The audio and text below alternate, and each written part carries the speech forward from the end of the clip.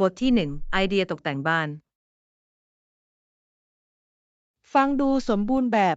ในขณะที่เราวางแผนพื้นที่ของเรา ฉันคิดว่ามันจะเป็นความคิดที่ดีที่จะได้โคมไฟที่โดดเด่นเพื่อแขวนไว้เหนือโต๊ะรับประทานอาหาร แน่นอนโคมไฟที่เป็นเอกลักษณ์สามารถทำหน้าที่เป็นจุดโฟกัส และยกระดับความสวยงามของห้องได้อย่างแท้จริง ใช่ไหม มันน่าทึ่งว่าองค์ประกอบหนึ่งสามารถเปลี่ยนพื้นที่ และเพิ่มตัวละครได้อย่างไรทำให้รู้สึกดึงดูดและทันสมัยมากขึ้น ใช่ นอกจากนี้ยังช่วยให้เราสามารถแสดงสไตล์ส่วนตัวของเราได้การเลือกฟิกเจอร์ที่สะท้อนกับเราสามารถสร้างบรรยากาศอบอุ่นได้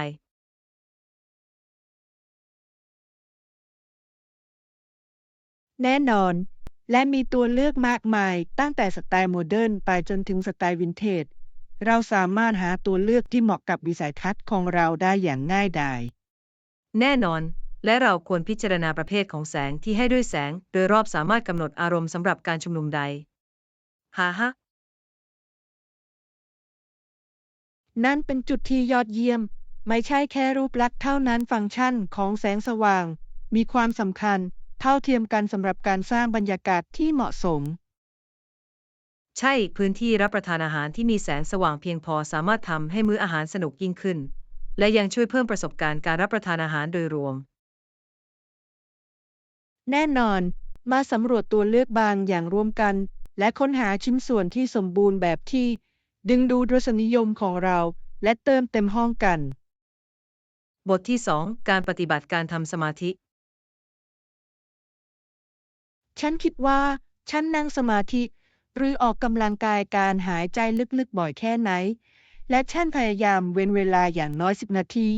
ในแต่ละวันเพื่อจุดประสงค์นั่นนั้น ยอดเยี่ยมการทำสมาธิอาจเป็นเครื่องมือที่มีประสิทธิภาพในการจัดการความเครียด และปรับปรุงความเป็นอยู่โดยรวม แน่นอน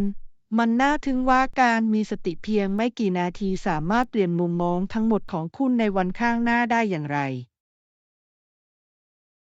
ใช่ และการหายใจลึกๆสามารถช่วยทำให้เราตกดินได้จริงๆ โดยเฉพาะในช่วงเวลาที่วุ่นวายเมื่อเรารู้สึกถึง แน่นอน มันเหมือนกับการกดปุ่มรีเซ็ตสำหรับจิตใจทำให้เราสามารถมุ่งเน้นไปที่ปัจจุบันแทนที่จะหลงทางในความคิดของเรา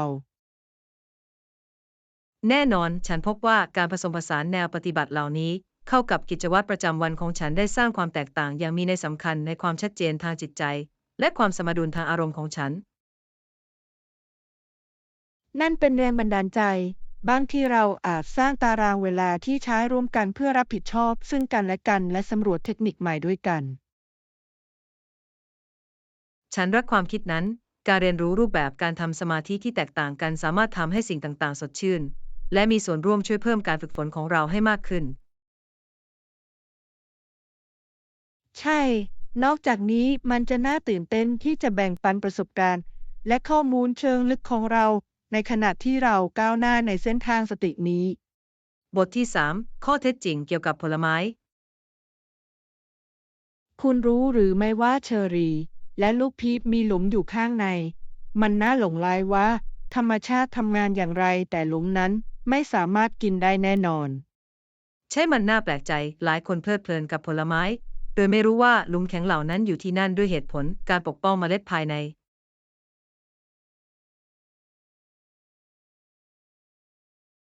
แน่นอน เป็นเรื่องที่น่าสนใจว่าหลุมทำหน้าที่เป็นโล่ได้อย่างไรเพื่อให้แน่ใจว่าเมล็ดจะเติบโตเป็นต้นไม้ใหม่ในที่สุด และเป็นการเตือนใจว่าทุกอย่างในธรรมชาติไม่ได้มีไว้เพื่อบริโภคบางส่วนมีบทบาทสำคัญในวงจรชีวิตของพืช ถูกต้องจากนี้มันเป็นสิ่งสำคัญสำหรับเราที่ต้องคำนึงถึงสิ่งที่เรากินเนื่องจากหลุมบางหลุมอาจเป็นพิษหากกลืนกิน แน่นอนการรู้ว่าผลไม้ชนิดใดมีหลุมสามารถช่วยให้เราเพลิดเพลินกับผลไม้ได้อย่างปลอดภัยในขณะที่ชื่นชมความงามตามธรรมชาติของพวกมัน และมันเป็นจุดเริ่มต้นการสนทนาที่ยอดเยี่ยม การแบ่งปันข้อเท็จจริงที่น่าสนุกเหล่านี้สามารถทำให้ประสบการณ์การชิมผลไม้สนุกยิ่งขึ้น ใช่ มันเปลี่ยนสิ่งที่เรียบง่ายให้กลายเป็นโอกาสในการเรียนรู้ และเชื่อมต่อทำให้มื้ออาหารของเราอุดมสมบูรณ์ยิ่งขึ้น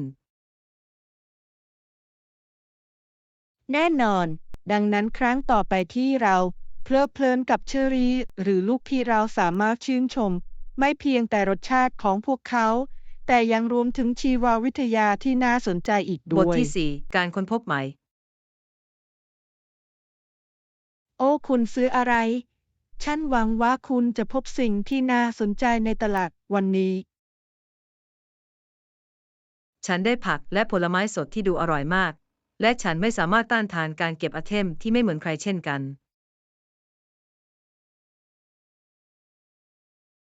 ฟังดูน่าอัศจรรย์ ผลิตภัณฑ์สดสามารถสร้างความแตกต่างในมื้ออาหารที่เราเตรียมไว้คุณได้รับผลไม้อะไรบ้าง ฉันพบสตรอเบอรี่ที่มีชีวิตชีวา และอะโวคาโดสุกซึ่งฉันวางแผนจะใช้ในสลัดในภายหลังสีนั้นน่าดึงดูดมาก ฟังดูน่าอัศจรรย์ ฉันชอบอะโวคาโดพวกเขาเพิ่มเนื้อครีมให้กับอาหารจานใดๆคุณได้รับผักที่น่าสนใจหรือไม่ ใช่ฉันหยิบมะเขือเทศมรดกและคะน้าพวงฉันอยากลองสูตรใหม่กับพวกเขาแล้วฉันจึงตื่นเต้น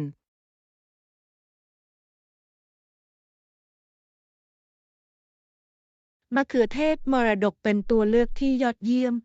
รสชาติของพวกเขาเข้มข้นและหวานมากเมื่อเทียบกับมะเขือเทศทั่วไปคุณมีสูตรเฉพาะในใจหรือไม่ ฉันกำลังคิดที่จะทำสลัดสดด้วยน้ำสลัดส้มเพื่อเน้นรสชาติของมะเขือเทศและผักใบเขียว ฟังดูอร่อย สลัดสดเหมาะสำหรับฤดูร้อนคุณจะต้องแจ้งให้ฉันทราบว่ามันเป็นอย่างไรเพื่อให้ฉันสามารถลองได้เช่นกัน บทที่ 5 แผนชายหาด ใช่ฉันอยากไปชายหาดในปีนี้ มานานแล้วที่ฉันรู้สึกถึงทรายระหว่างนิ้วเท้าของฉัน ฟังดูน่าอัศจรรย์ชายหาดเป็นสถานที่พักผ่อนที่ยอดเยี่ยมโดยเฉพาะอย่างยิ่งกับดวงอาทิตย์และเสียงคลื่นคุณคิดว่าเราควรไปที่ไหน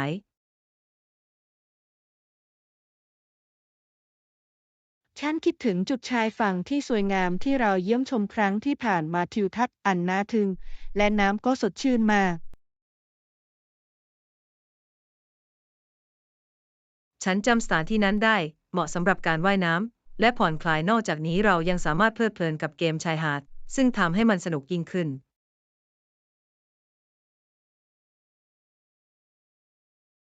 แน่นอน ฉันรอไม่ไหวที่จะเล่นวอลเลย์บอลชายหาด และอาจลองเล่นกระดานโต้คลื่นอีกครั้งมันน่าตื่นเต้นมาก การโต้คลื่นฟังดูน่าตื่นเต้นอย่าลืมนำครีมกันแดดมาให้มากมายเพื่อไม่ให้เกิดการถูกแดดเผาเหมือนครั้งที่แล้ว ประเด็นดี การปกป้องจากแสงแดดเป็นสิ่งสำคัญมากโดยเฉพาะอย่างยิ่งเมื่อเราใช้เวลาทั้งวันข้างนอก ใช่ฉันจะบรรจุของว่างและเครื่องดื่มให้เราเพลิดเพลินในขณะที่เราดื่มด่ำกับดวงอาทิตย์ สมบูรณ์แบบ วันชายหาดที่เต็มไปด้วยอาหาร และกิจกรรมที่ดีฟังดูเหมือนวิธีที่เหมาะสำหรับการใช้เวลาในวันฤดูบทร้อน ที่ 6 เคล็ดลับการช้อปปิ้ง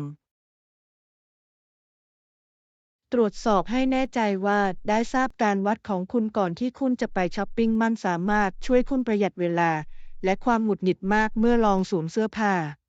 แน่นอนฉันพบว่ามีประโยชน์เสมอการวัดของฉันโดยเฉพาะอย่างยิ่งเมื่อช้อปปิ้งออนไลน์หรือที่ร้านค้าที่ไม่คุ้นเคย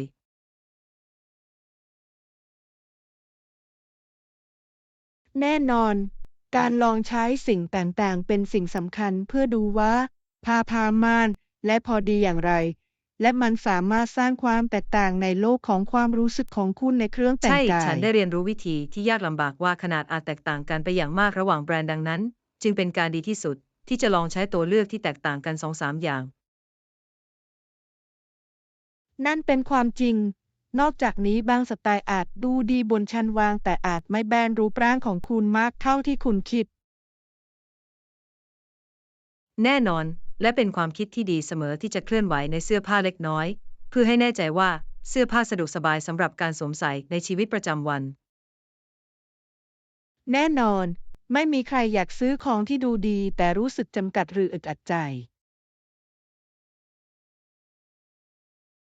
แน่นอนการช้อปปิ้งควรเป็นประสบการณ์ที่สนุกไม่ใช่เรื่องที่ตึงเครียดการรู้การวัดของคุณช่วยทำให้มันสนุกได้อย่างแท้จริง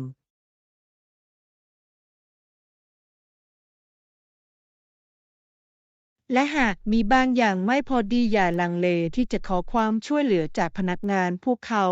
มักสามารถให้คำแนะนำที่มีค่าเกี่ยวกับขนาดและสไตล์ บทที่ 7 ตัวเลือกพื้นที่ใกล้เคียง ฟังดูดี ฉันได้สำรวจย่านที่แตกต่างกัน เพื่อพิจารณาสำหรับการย้ายถัดไปของฉันคุณกำลังคิดถึงอันไหน ฉันได้ตรวจสอบพื้นที่ 2-3 แห่งที่รู้จักกันดีในเรื่องชุมชนที่มีชีวิตชีวา และการเข้าถึงสวนสาธารณะและร้านค้า นี่คือคุณสมบัติที่ยอดเยี่ยมที่ควรพิจารณา สิ่งสำคัญคือต้องหาสถานที่ที่รู้สึกต้อนรับ และมีสิ่งอำนวยความสะดวกมากมายในบริเวณใกล้เคียง ใช่ ฉันต้องการที่จะสามารถเดินไปยังร้านกาแฟโปรดของฉัน และมีสวนสาธารณะที่ฉันสามารถผ่อนคลายหรือออกกำลังกายได้ แน่นอน ย่านที่มีกิจกรรมผสมผสานที่ดี และบรรยากาศที่เป็นมิตรสามารถปรับปรุงประสบการณ์การใช้ชีวิตของคุณได้อย่างแท้จริง นอกจากนี้การอยู่ใกล้กับการขนส่งสาธารณะเป็นข้อดีที่สำคัญทำให้การเดินทางง่ายขึ้น และเปิดโอกาสในการสำรวจมากขึ้น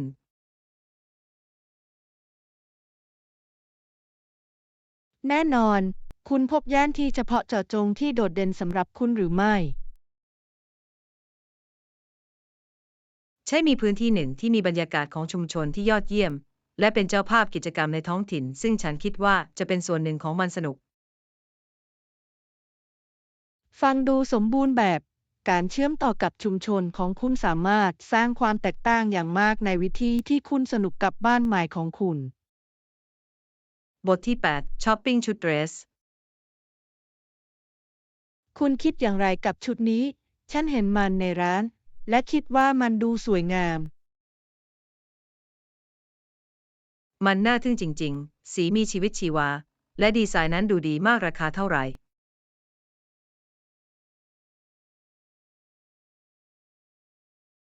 ราคาสมเหตุสมผล เมื่อพิจารณาถึงคุณภาพฉันเชื่อว่ามันคุ้มค่ากับการลงทุนโดยเฉพาะอย่างยิ่งสำหรับโอกาสพิเศษ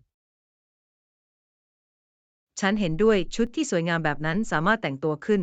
หรือลงได้อย่างง่ายดายทำให้สามารถใช้งานได้หลากหลายสำหรับกิจกรรมต่าง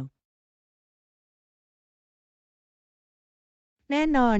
นอกจากนี้การมีชิ้นส่วนที่โดดเด่นในตู้เสื้อผ้าของคุณสามารถทำให้การเตรียมตัวสำหรับการออกเดินทางง่ายขึ้นมาก ๆ ใช่ และหากมันเข้ากันดีมันจะช่วยเพิ่มความมั่นใจที่เราทุกคนรัก เมื่อสวมใส่สิ่งที่เราชื่นชอบ ถูกต้อง ฉันรู้สึกดีขึ้นมากเสมอ เมื่อฉันสวมใส่สิ่งที่ทำให้ฉันรู้สึกดีกับตัวเอง แน่นอนมันคือการค้นหาชิ้นส่วนที่เหมาะสมที่สะท้อนถึงสไตล์ส่วนตัวของคุณ และทำให้คุณรู้สึกยอดเยี่ยม แล้วคุณคิดที่จะลองมันหรือไม่ ฉันพนันว่ามันจะดูดีขึ้นเมื่อคุณเปิดมัน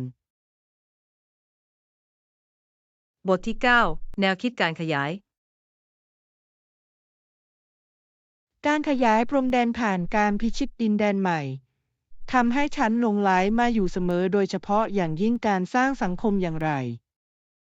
ใช่มันน่าทึ่งว่าวัฒนธรรมต่างๆ มีปฏิสัมพันธ์กันตลอดประวัติศาสตร์ ซึ่งมักนำไปสู่การเปลี่ยนแปลงอย่างมีนัยสำคัญในวิถีชีวิต และการกำกับดูแล แน่นอน บุคคลที่โดดเด่นอย่างหนึ่งในบริบทนี้คือโวลเทอร์แทนซึ่งเป็นผู้เล่นเยาว์และมีบทบาทสำคัญในการพัฒนาอเมริกันฟุตบอล นั่นคือการเชื่อมต่อที่น่าสนใจ นวัตกรรมของเขาไม่เพียงแต่มีอิทธิพลต่อกีฬาเท่านั้น แต่ยังสะท้อนให้เห็นถึงการเปลี่ยนแปลงทางวัฒนธรรมที่กว้างขึ้นที่เกิดขึ้นในขณะนั้น แน่นอน กีฬาสามารถทำหน้าที่เป็นกระจกต่อสังคมแสดงค่านิยมเช่นการทำงานเป็นทีมการแข่งขัน และแม้แต่ความภาคภูมิใจระดับชาติ ใช่ มันน่าสนใจว่าวิวัฒนาการของกีฬามักจะคล้ายกับการขยายดินแดนและการแลกเปลี่ยนทางวัฒนธรรม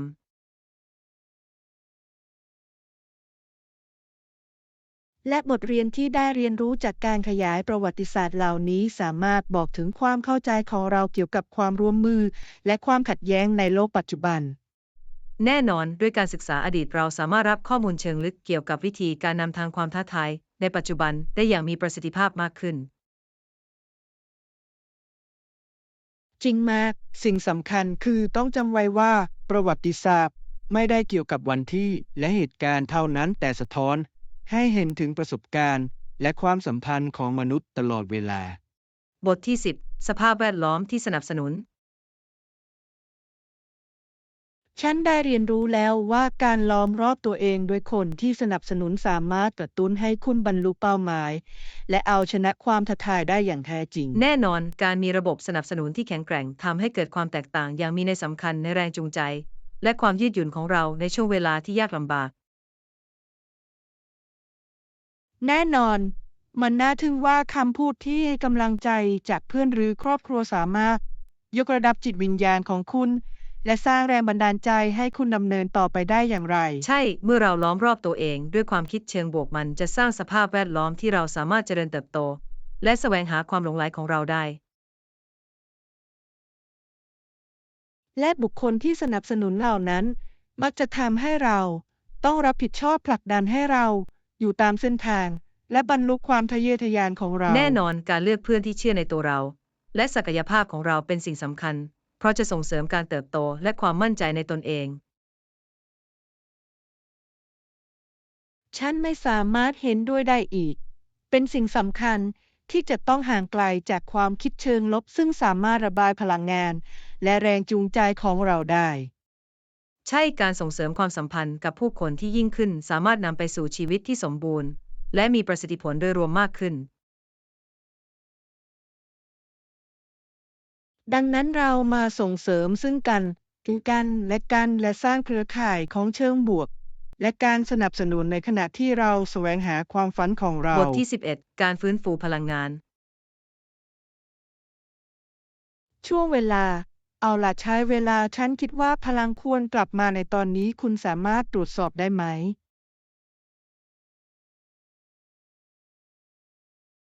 แน่นอนฉันจะมองไปรอบๆแต่ฉันหวังว่าทุกอย่างจะทำงานอีกครั้งเพราะมันค่อนข้างไม่สะดวกหากไม่มีไฟฟ้า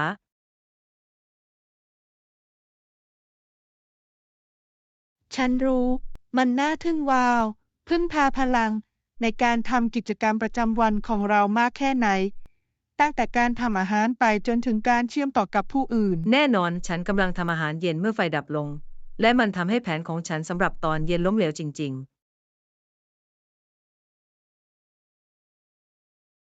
ใช่ มันน่าหงุดหงิดเมื่อเกิดการหยุดทำงานที่ไม่คาดคิด แต่หวังว่ามันจะเป็นเพียงปัญหาชั่วคราว ๆฉันเห็นด้วยหวังว่าไฟจะกลับมาสว่างเร็วๆนี้เพื่อให้เราสามารถกลับไปสู่กิจวัตรปกติของเราได้โดยไม่หยุดชะงัก ใช่ เมื่อทุกอย่างกลับมาเป็นปกติเราสามารถเพลิดเพลินกับมื้ออร่อยด้วยกัน และติดตามรายการโปรดของเรา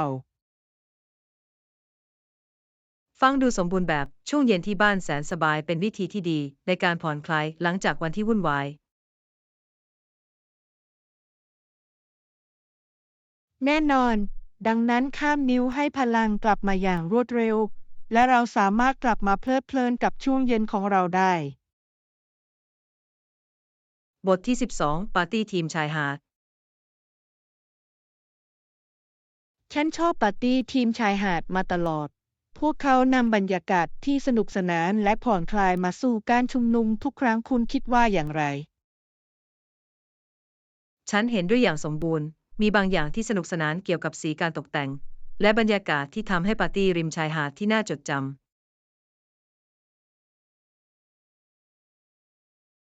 แน่นอน การผสมผสานระหว่างแสงแดดทรายและบริษัทที่ดีสร้างสูตรที่สมบูรณ์แบบสำหรับกิจกรรมที่น่าจดจำ ใช่ นอกจากนี้คุณยังสามารถสร้างสรรค์ด้วยเกมชายหาดเครื่องดื่มเขตร้อน และของว่างแสนอร่อยที่เข้ากับทีมได้อย่างสวยงาม นั่นเป็นความจริง และการผสมผสานองค์ประกอบต่างๆ เช่นคบเพลิงติกิจและดนตรีชายหาดช่วยเพิ่มประสบการณ์โดยรวมได้อย่างแท้จริง แน่นอนทุกอย่างคือการสร้างบรรยากาศเทศกาลที่ช่วยให้ทุกคนหลวมและเพลิดเพลินกับตัวเอง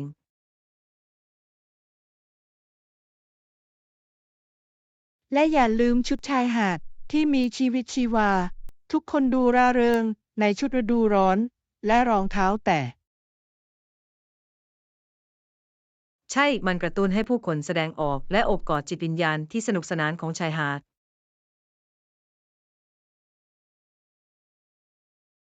แล้วคุณบอกว่าเราจะวางแผนงานปาร์ตี้ทีมชายหาดเร็วๆนี้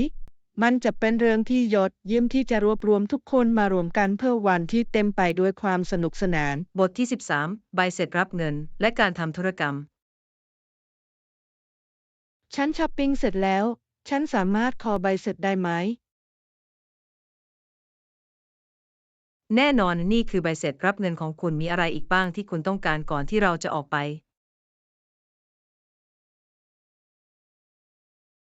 ไม่นั่นควรเป็นทุกอย่างในตอนนี้ฉันแค่ต้องการตรวจสอบให้แน่ใจว่า ฉันติดตามการซื้อของฉัน นั่นฉลาดการเก็บใบเสร็จรับเงินช่วยในการจัดทำงบประมาณและคืนสินค้าหากจำเป็น แน่นอน การมีสถิติเป็นเรื่องดีเสมอโดยเฉพาะอย่างยิ่งสำหรับการซื้อที่ใหญ่ขึ้น ใช่ นอกจากนี้ยังช่วยให้คุณเห็นภาพที่ชัดเจนเกี่ยวกับนิสัยการใช้จ่ายของคุณเมื่อเวลาผ่านไป แน่นอน แล้วเราจะมุ่งหน้าไปที่คาเฟ่ตอนนี้และฉลองทริปช้อปปิ้งที่ประสบความสำเร็จของเราหรือไม่ ใช่ ขนมที่ดีฟังดูสมบูรณ์แบบหลังจากวันพักผ่อนที่มีประสิทธิผลไปเพลิดเพลินกับกาแฟและขนมอบกันเถอะ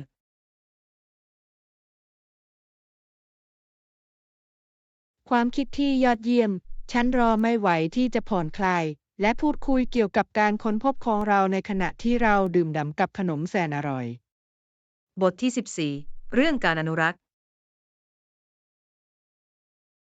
เป็นข้อเสนอแนะที่ยอดเยี่ยมในการจัดลำดับความสำคัญของการอนุรักษ์เนื่องจากเราต้องปกป้องสภาพแวดล้อมทางธรรมชาติของเราอย่างแข็งขันสำหรับคนรุ่นอนาคต แน่นอนความงามของธรรมชาติเป็นสิ่งที่เพิ่มคุณค่าให้กับชีวิตของเรา และเรามีความรับผิดชอบที่จะทำให้แน่ใจว่ามันยังคงไม่สมบูรณ์ ถูกต้อง ทุกการกระทำเล็กๆที่เราดำเนินการอาจมีผลกระทบอย่างมีนัยสำคัญ ไม่ว่าจะเป็นการลดการใช้พลาสติกหรือสนับสนุนความพยายามในการอนุรักษ์ในท้องใช่ ถิ่น เป็นแรงบันดาลใจที่จะเห็นชุมชนมารวมตัวกัน เพื่อมีส่วนร่วมในการขับเคลื่อนการทำความสะอาด และการริเริ่มปลูกต้นไม้ แน่นอน การเคลื่อนไหวของหลักฐานเหล่านี้ไม่เพียงแต่ช่วยสิ่งแวดล้อมเท่านั้น แต่ยังส่งเสริมความรู้สึกของชุมชน และความตระหนักในหมู่ผู้คน และการให้ความรู้ตัวเองเกี่ยวกับสัตว์ป่าและระบบนิเวศในท้องถิ่นเป็นสิ่งจำเป็นสำหรับการทำความเข้าใจวิธีการปกป้องพวกมันอย่างมีประสิทธิภาพ แน่นอน ยิ่งเราเรียนรู้มากเท่าไหร่เราก็ยิ่งมีอุปกรณ์มากขึ้นในการสนับสนุนนโยบายที่ปกป้องทรัพยากรธรรมชาติของเรา นอกจากนี้การมีส่วนร่วมของคนรุ่นเยาวชนในความพยายามอนุรักษ์สามารถปลูกฝังความรู้สึกในการดูแลและความรับผิดชอบต่อโลกนี้ ใช่ หากเราสร้างแรงบันดาลใจให้เยาวชนชื่นชมธรรมชาติพวกเขา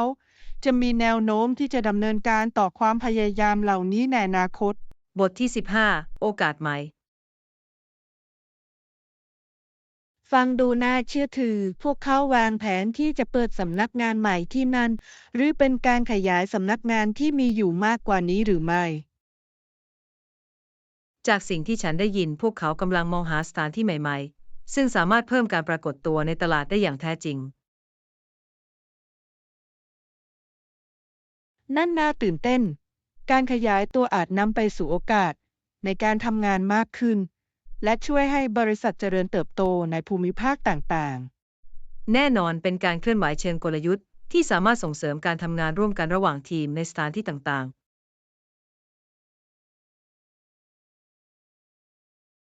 ถูกต้องด้วยโครงสร้างพื้นฐานที่เหมาะสมพวกเขาสามารถใช้ประโยชน์จากความสามารถในท้องถิ่น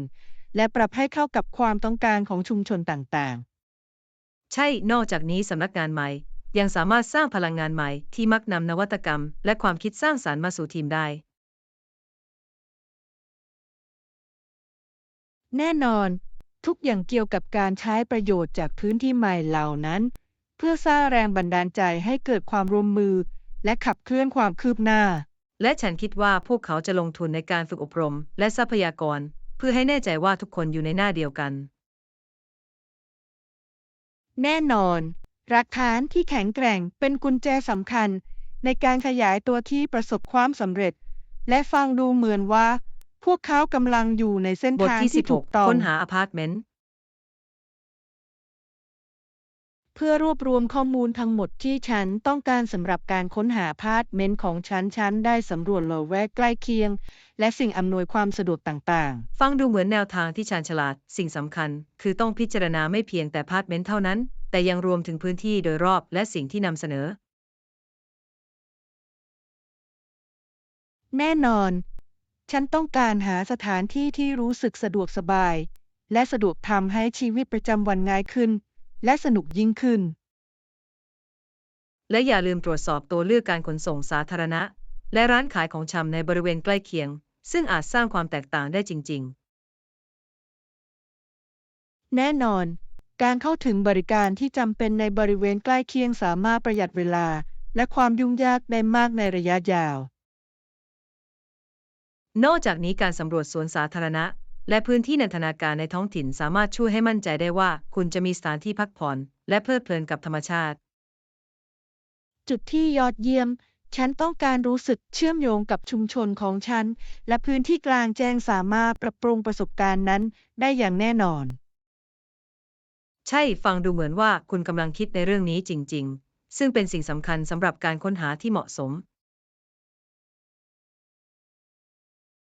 ขอบคุณ ฉันขอขอบคุณการสนับสนุนของคุณ ฉันจะแจ้งให้คุณทราบเกี่ยวกับความคืบหน้าของฉันในขณะที่ฉันดำเนินการค้นหานี้ บทที่ 17 การวางแผนการเดินทาง เฮ้ ฉันกำลังคิดที่จะวางแผนการเดินทางในเดือนหน้า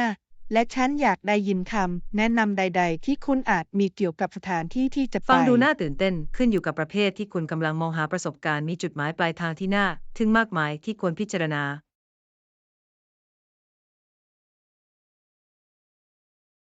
แน่นอน ฉันเปิดรับทุกอย่างไม่ว่าจะเป็นการพักผ่อนริมชายหาด หรือการหลบหนีบนภูเขาที่ผจญภัย ถ้าคุณสนใจในธรรมชาติอุทยานแห่งชาติอาจเป็นตัวเลือกที่ยอดเยี่ยมมีทิวทัศน์อันน่าทึ่งและกิจกรรมกลางแจ้งมากมาย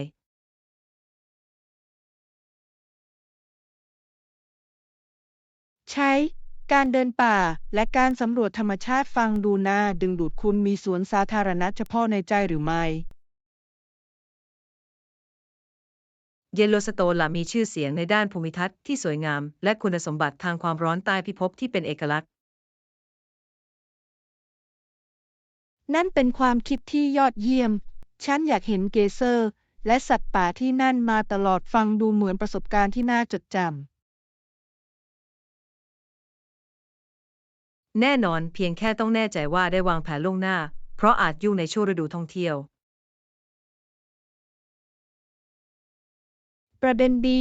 ฉันจะเริ่มค้นคว้าตัวเลือกที่พัก และสร้างแผนการเดินทางเพื่อใช้เวลาที่นั่นให้เกิดประโยชน์สูงสุด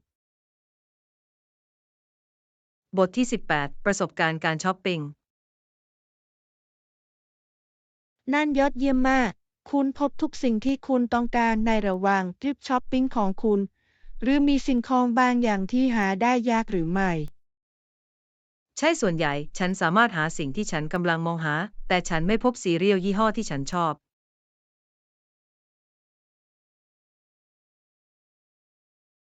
นั่นนางหงุดหงิดเสมอ ดูเหมือนว่าผลิตภัณฑ์บางอย่างอาจเข้าใจได้โดยเฉพาะอย่างยิ่งเมื่อคุณต้องการผลิตภัณฑ์เหล่านั้นจริง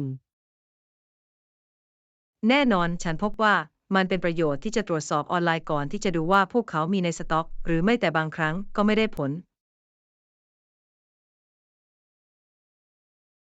ใช่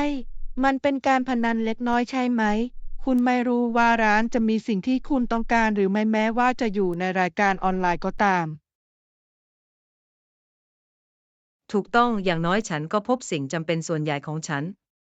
ดังนั้นมันจึงไม่ใช่การสูญเสียทั้งหมด นั่นคือส่วนสำคัญ การครอบคลุมพื้นฐานอาจสร้างความแตกต่างอย่างมากในสัปดาห์ของคุณ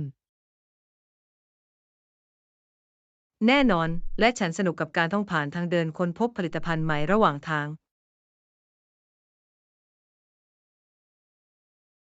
นั่นเป็นส่วนที่สนุกของการชอปปิ้ง การหาสิ่งที่ไม่คาดคิดอาจทำให้การเดินทางคุ้มค่า บทที่ 19 ความเป็นมืออาชีพ ฉันชื่นชมอย่างยิ่งที่เน้นความเป็นมืออาชีพในสถานที่ทำงานของเรามันสร้างสภาพแวดล้อมที่ดีสำหรับทุกคนที่เกี่ยวข้อง แน่นอนเมื่อผู้คนแสดงความเคารพและความทุ่มเทมันจะส่งเสริมวัฒนธรรมความเป็นเลิศที่เป็นประโยชน์ต่อทั้งทีม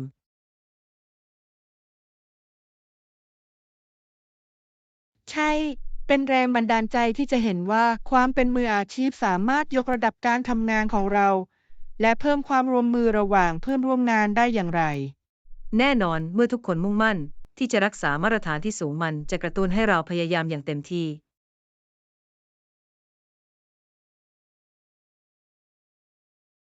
และเป็นตัวอย่างที่ดีสำหรับสมาชิกในทีมใหม่ ช่วยให้พวกเขาเข้าใจความคาดหวังตั้งแต่เริ่มต้น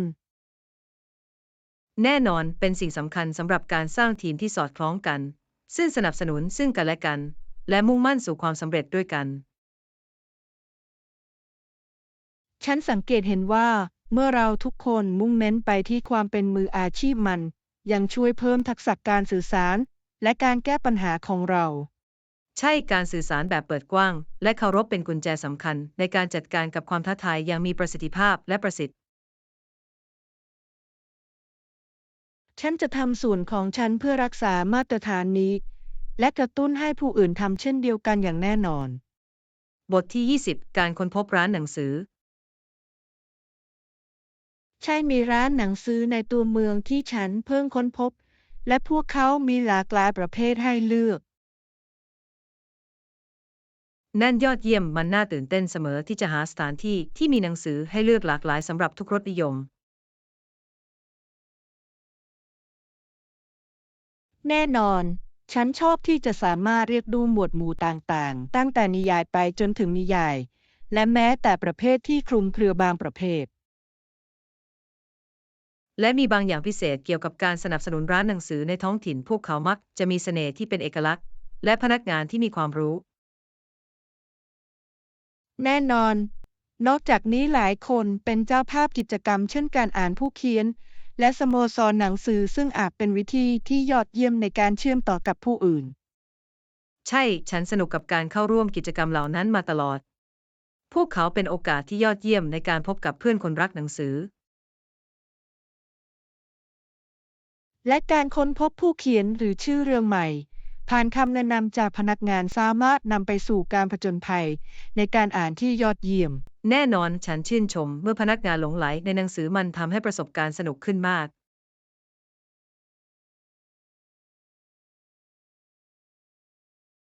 ฉันคิดว่าฉันจะวางแผนการเยี่ยมชมเร็วๆนี้ และดูว่าพวกเขามีผู้มาใหม่อะบไรทที่ บ้าง 21 การดูแลพืช คุณรดน้ำต้นไม้บ่อยแค่ไหน ฉันพยายามหาสมดุลที่เหมาะสมเพื่อให้พวกเขาแข็งแรงและเจริญรุ่งเรือง ฉันรดน้ำทุกเช้าและเย็นเพื่อให้แน่ใจว่าได้รับความชื้นเพียงพอโดยเฉพาะในช่วงฤดูร้อน นั่นเป็นกิจวัตรที่มั่นคง ฉันสังเกตเห็นว่าการรดน้ำอย่างสม่ำเสมอสร้างความแตกต่างในการเจริญเติบโตและสุขภาพโดยรวม ใช่สิ่งสำคัญคือต้องจับตาดูดินเช่นกันบางครั้งมันต้องให้ความสนใจเป็นพิเศษเล็กน้อยขึ้นอยู่กับสภาพอากาศ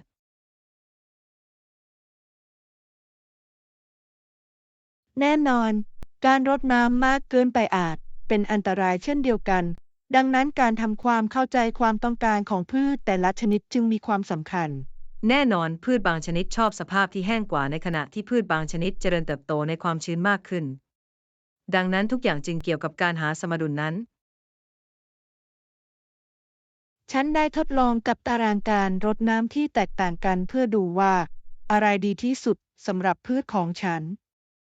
นั่นเป็นวิธีการที่ยอดเยี่ยมการสังเกตการตอบสนองของพวกเขาสามารถช่วยให้คุณปรับกิจวัตรการดูแลของคุณให้เหมาะสมฉันชอบเรียนรู้เกี่ยวกับพืชและความต้องการของพวกมันเป็นประโยชน์ที่ได้เห็นพวกมันเจริญรุ่งเรืองด้วยการดูแลที่เหมาะสม บทที่22สัตว์ป่าหลังบ้านมีกระรอกในสวนหลังบ้านของคุณหรือไม่ ฉันสังเกตเห็นว่าพวกเขาดูเหมือนจะค่อนข้างกระตือรือร้นในพื้นที่ของฉันเมื่อเร็วบางครั้งฉันเห็นแรคคูนหรือชิปมันเดินไปรอบๆแต่กระรอกเป็นผู้เยี่ยมชมบ่อยที่สุดแน่นอนๆนั่นน่าสนใจ พวกเขาก็สนุกกับการดูในขณะที่พวกเขาเล่นและเล่าไปตามหาอาหาร แน่นอนฉันชอบเห็นเรื่องของพวกเขาอยากรู้อยากเห็นและดูเหมือนจะทำอะไรบางอย่างเสมอ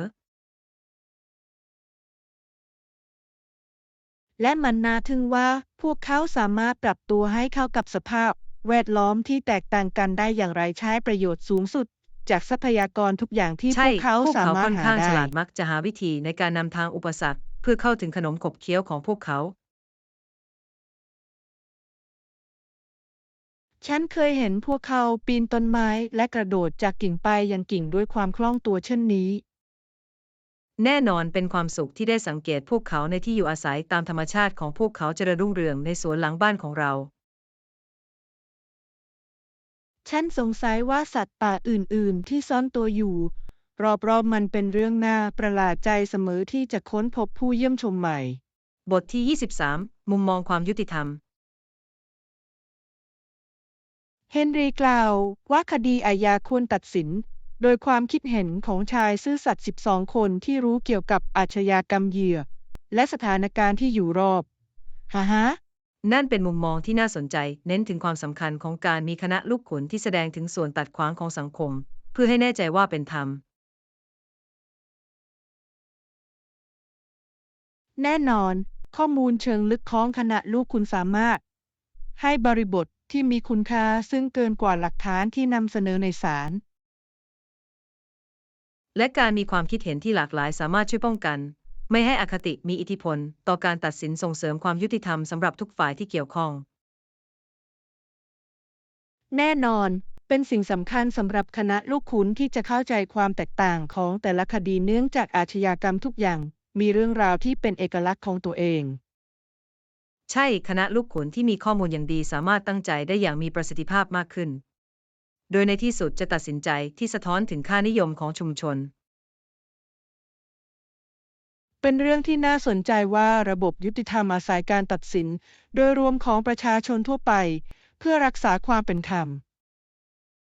แน่นอนเน้นบทบาทของการมีส่วนร่วมของชุมชนในการรับรองความยุติธรรม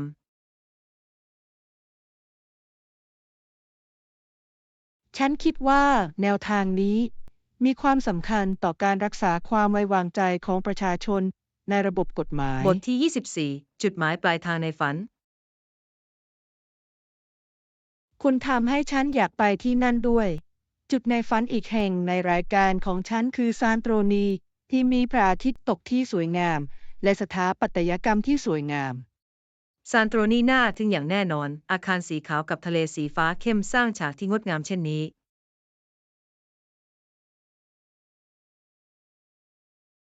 ใช่ ฉันเคยเห็นภาพถ่ายนับไม่ถ้วนแต่ฉันสามารถจินตนาการได้ว่ามันจะต้องหลงไหลในตัวเองเพียงใด โดยเฉพาะในช่วงพระอาทิตย์ตก พระอาทิตย์ตกมีชื่อเสียงด้วยเหตุผลผู้คนมารวมตัวกันที่จุดชมวิวที่แตกต่างกันเพื่อจับช่วงเวลานั้นเมื่อท้องฟ้าสว่างขึ้นฉันสามารถถ่ายภาพมันได้ตอนนี้โดยดวงอาทิตย์จมลงใต้ขอบฟ้าและเรืองแสงสีทองเหนือเกาะ ฟังดูมหัศจรรย์นอกจากนี้การสำรวจถนนที่มีเสน่ห์และเพลิดเพลินกับอาหารท้องถิ่นจะเป็นประสบการณ์ที่น่าจดจำ แน่นอน ฉันอยากลิ้มลองอาหารกรีกแท้ ในขณะที่เพลิดเพลินไปกับทิวทัศน์ที่ร้านอาหารริมป่าไม้ ใช่การรับประทานอาหารพร้อมทิวทัศน์ทำให้มื้ออาหารพิเศษยิ่งขึ้นเราควรวางแผนการเดินทางด้วยกันสักวันหนึ่ง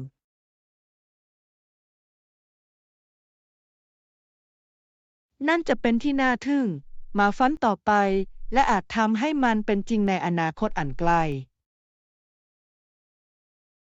บทที่ 25 ทำความเข้าใจโรค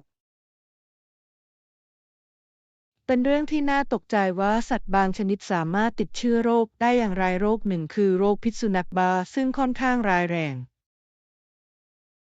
ใช่โรคพิษสุนัขบ้าเป็นโรคที่บางครั้งเกิดขึ้นในสัตว์ป่าและสามารถแพร่เชื้อไปยังมนุษย์ผ่านการกัดได้ แน่นอนเป็นสิ่งสำคัญสำหรับผู้คนที่จะต้องระมัดระวัง และตระหนักถึงความเสี่ยงโดยเฉพาะเมื่อมีปฏิสัมพันธ์กับสัตว์จรจัด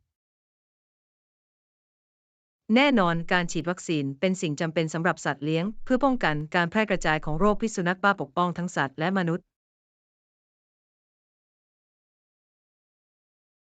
และการศึกษาในหัวข้อนี้สามารถช่วยให้ชุมชนเข้าใจถึงความสำคัญของการเป็นเจ้าของสัตว์เลี้ยงที่มีความรับผิดชอบ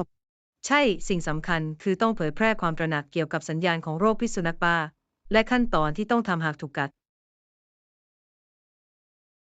ฉันเห็นด้วยอย่างสมบูรณ์ การทำความเข้าใจโรคเหล่านี้สามารถช่วยให้เราปกป้องตัวเอง และคนที่คุณรักได้อย่างมีประสิทธิภาพ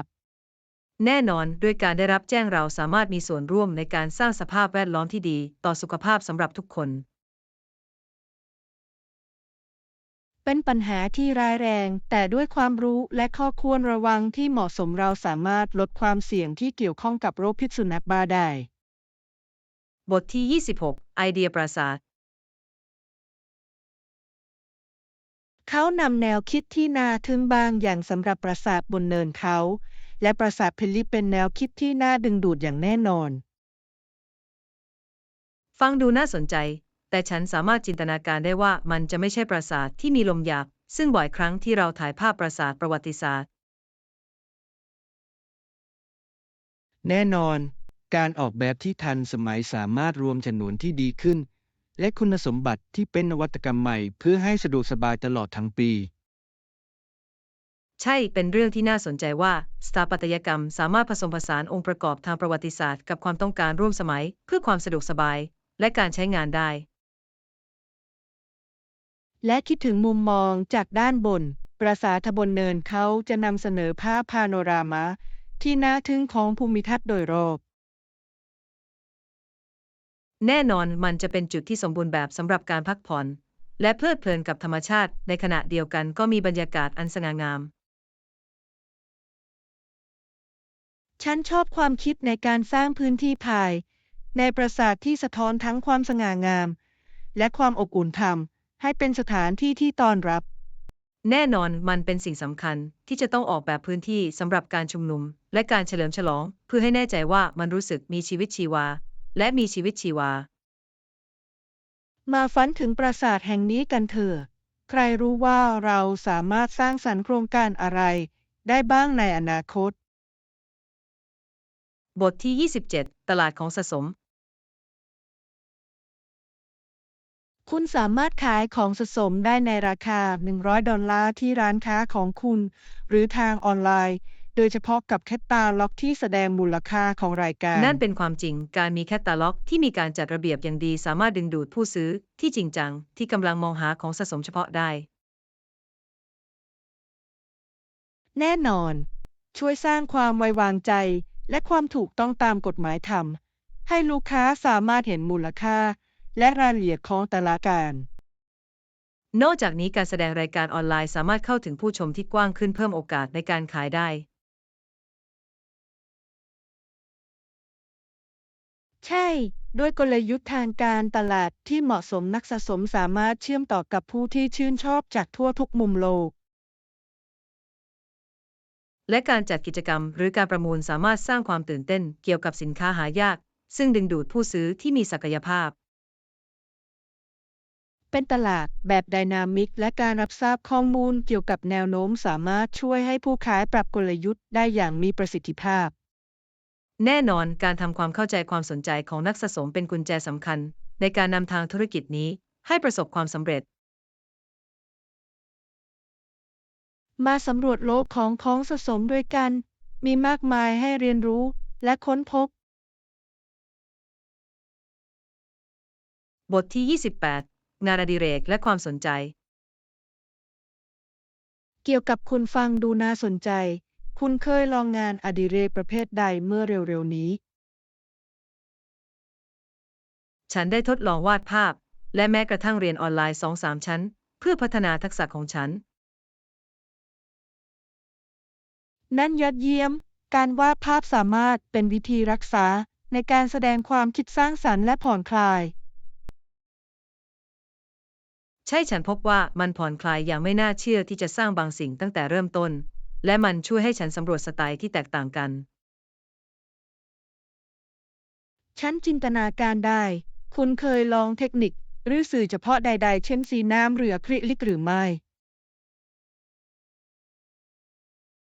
ฉันส่วนใหญ่ใช้อะคริลิกเพราะมันแห้งเร็ว และอนุญาตให้เป็นชั้นซึ่งฉันชอบมาก ฟังดูเหมือนสนุกมาก ฉันชื่นชมศิลปินที่สามารถเปลี่ยนผ้าใบเปล่าให้เป็นชิ้นที่สวยงามมาตลอด